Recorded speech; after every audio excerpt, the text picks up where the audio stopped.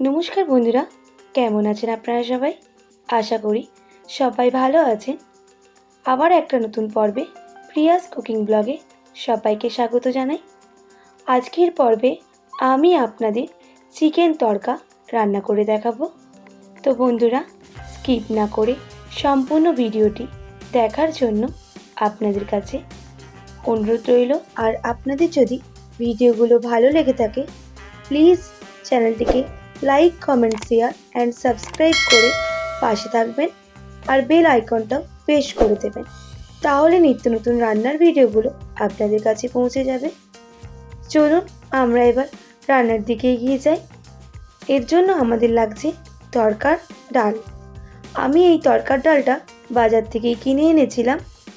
তো ভিজিয়ে ভালো করে 4 ঘন্টার মতো রেখে দিয়েছিলাম।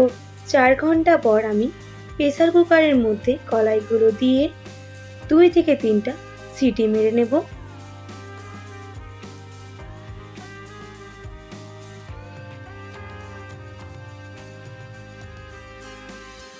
এরপর এখানে আমি 1 বাটি মতো কলাইয়ের মধ্যে জল দিয়ে দেব আর দিয়ে দেব 1 টেবিল চামচের মতো নুন।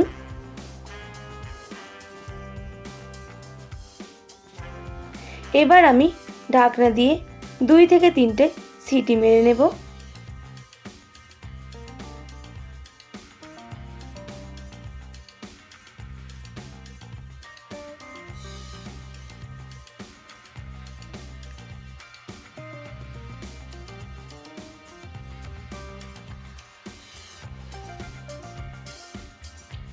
দেখুন হয়ে গেছে। এবার প্রেসার কুকারটা নামিয়ে আমি একটা কড়াই বসিয়ে দেব আর কড়াইটা ভালো করে গরম করে নেব। তো গরম হয়ে গেলে আমি এর মধ্যে 2 টেবিল চামচের মতো সর্ষের তেল দিয়ে দিচ্ছি আর তেলটাকে একটু গরম করে নেব। তো গরম হয়ে গেলে আমি 1 টেবিল চামচের মতো রসুন বাটা দিয়ে দেব আর ভালো করে রসুনটাকে ভেজে নেব।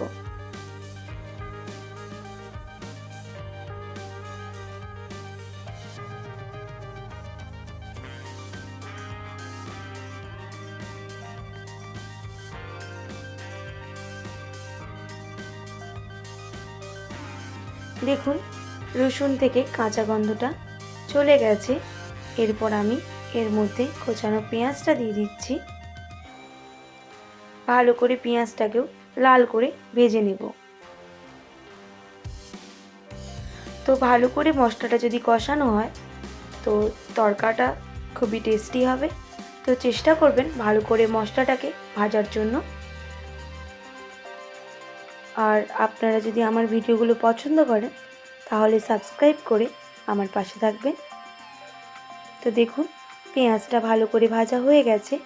এরপর আমি 1 টেবিল চামচের মতো আদা বাটাটা দিয়ে দিচ্ছি। আবারও ভালো করে মশলাটাকে কষিয়ে নিচ্ছি।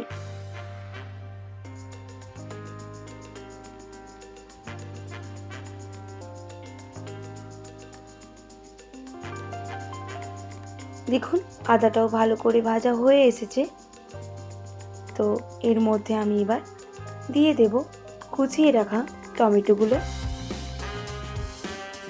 এরপর আমি টমেটোগুলোকেও ভালো করে ভেজে নেব যতক্ষণ না টমেটো থেকে কাঁচা গন্ধটা চলে যাচ্ছে।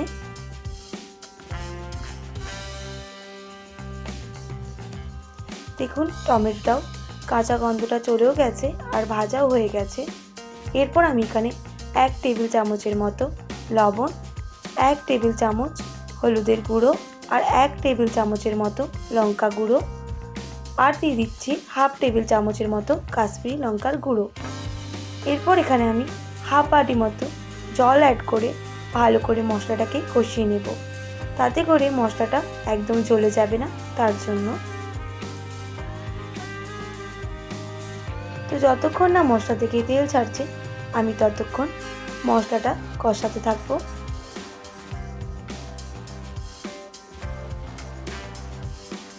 দেখুন তেল ছাড়তে একটু শুরু করে দিয়েছে। আমি এই স্টেজে দিয়ে দেব কেটে রাখা চিকেন। এখানে আমি 100 গ্রাম মতো চিকেন দিচ্ছি। আপনারা চাইলে আরও বেশি দিতে পারেন, আমি অল্পই অ্যাড করছি। আর এখানে আমি চর্বি নিয়েছি চিকেনের, যাতে করে তরকাটা আরও টেস্টি হয় আর তার সঙ্গে কিছু সলিড পিসও নিয়েছিলাম, সেটাকে একদম কিমা করে কেটে নিয়েছিলাম। তো এখানে দেখুন মশলাটা আরেকটু কষিয়ে নিলে একদম পারফেক্টভাবে হয়ে যাবে।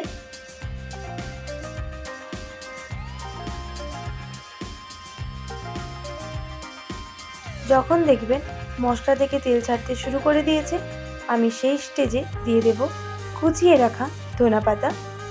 আরও ভালো করে মশলাটাকে কষিয়ে নেব। তো ধনেপাতাটাকে একটু ভালো করে মশলার সাথে ভেজে নিতে হবে।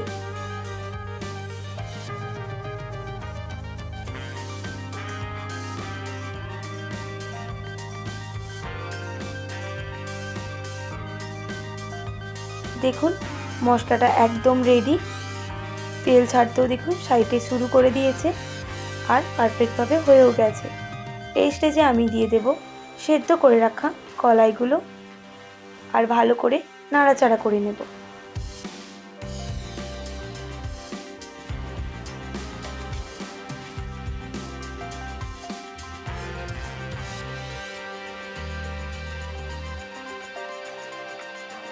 দেখুন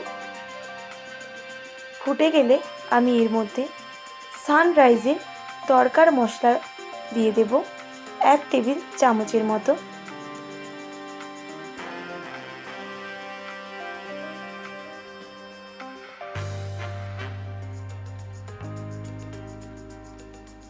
আবারও ভালো করে তরকার মশলাটা দেওয়ার পর নাড়াচাড়া করে নিতে হবে।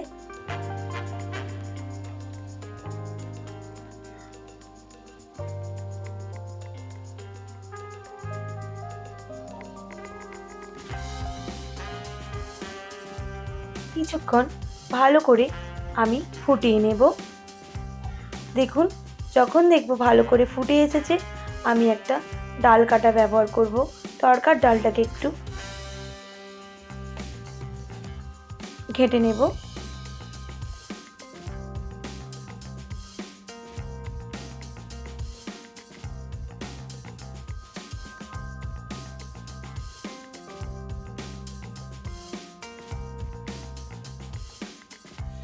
তরকাটা আর একটু ভালো করার জন্য এখানে আমি 1/2 টেবিল চামচের মতো চিনি অ্যাড করছি। তো আপনারা এটা স্কিপ করে দিতে পারেন। আমি চিনিটা 1/2 টেবিল চামচের মতো দিয়েছি। তো আরও কিছুক্ষণ ফুটিয়ে নেওয়ার পর আমি নামিয়ে নেব।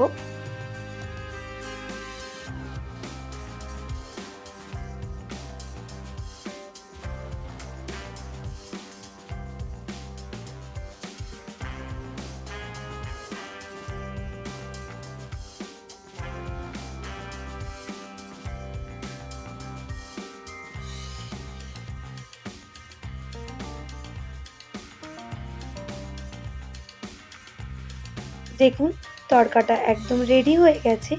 এরপর আমি নামিয়ে নিচ্ছি।